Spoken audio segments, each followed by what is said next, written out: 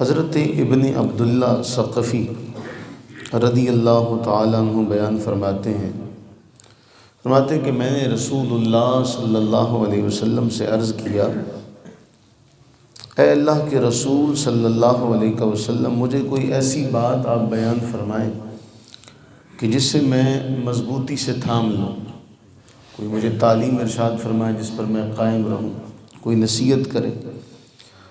رسول اللہ صلی اللہ علیہ وسلم نے فرمایا، قل ربی اللہ ثم استقم،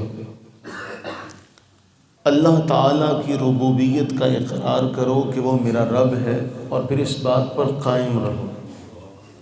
یہ مختصر سی نصیحت ہے۔ کہتے ہیں کہ میں نے عرض کی، یا رسول اللہ صلی اللہ علیہ وسلم، میرے لیے زیادہ خوفناک چیز کیا ہے، مجھے کس سے ڈرنا چاہیے؟ رسول اللہ صلی اللہ علیہ وسلم نے فَأَخَذَ بِلِسَانِ نَفْسِهِ ثُمَّ قَالَ هَذَا، اللہ کے نبی علیہ السلام نے اپنی زبان مبارک کو پکڑا اور پکڑ کر فرمایا، اس سے۔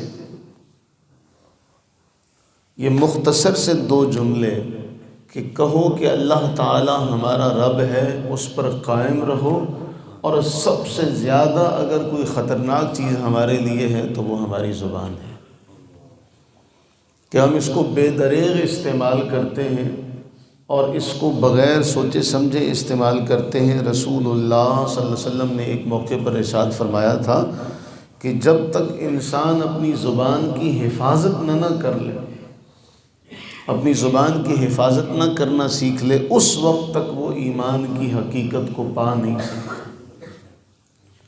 ہم یہ دیکھیں کہ ہم زبان سے کیا کچھ کرتے ہیں، جو کچھ نہیں بھی کرنا چاہیے وہ بھی کر لیتے ہیں۔